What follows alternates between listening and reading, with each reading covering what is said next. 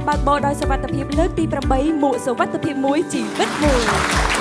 May I invite Your Excellency លោកជំទាវ Distinguished guests, ladies and gentlemen, to please rise for the national anthem of the Kingdom of Cambodia.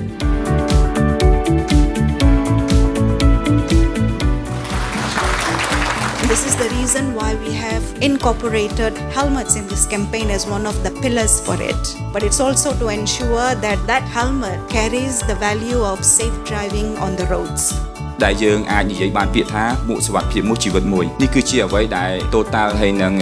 Micro ONK សហការគ្នាក្រោមការដឹកនាំផ្ទាល់ដោយយុរដ្ឋមន្ត្រីជាកិច្ចឆ្លើយតបនៅសកម្មភាពយុទ្ធនាការនេះផងដែរខាងក្រុមហ៊ុន Esalo Zotka ក៏យើងបានចូលរួមរៀបចំប៊ូតនៅការពិនិត្យភ្នែកដែលទៀតថ្លៃក្នុងករណីដែលអ្នកបានយើងក៏សូមថ្លែងអំណរគុណចំពោះក្រុមហ៊ុន Total Energy ដែលបានគាំទ្រនិងបន្តគាំទ្រ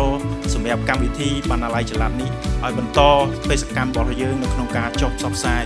ចំណេះដឹងទៅដល់ប្រជាពលរដ្ឋវេទិកានេះនឹងបណ្ដុះនៅស្មារតីចូលរួមបន្តពីម្នាក់ញ៉ាសារមួយពាក្យឬក៏មួយសារណាថាមួកមួយសុវត្ថិភាពមួយសូមមេត្តាពាក់មួកសុវត្ថិភាពទាំងអស់គ្នាសូមមេត្តាបើកបរទៅតាមល្បឿននៃច្បាប់កំណត់សូមមេត្តាកុំប្រើប្រាស់ទូរស័ព្ទដៃនៅពេលកំពុងបើកបរក្នុងការផ្សព្វផ្សាយនេះគឺសូមមេត្តាមើលដើម្បីយើងជៀសផុតពីគ្រោះថ្នាក់ចរាចរណ៍ទី1គឺល្បឿនដែលឥឡូវនេះពីមុនវា 40% ឥឡូវវានៅសល់ 38 39 យើងឃើញចុះបន្តិច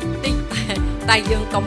សន្តិភាពជាមួយនឹងការចុះនេះគឺយើងត្រូវតែខិតខំបន្ថែមទៀតដើម្បីយើងកុំឲ្យបើកលើសល្បឿនកំណត់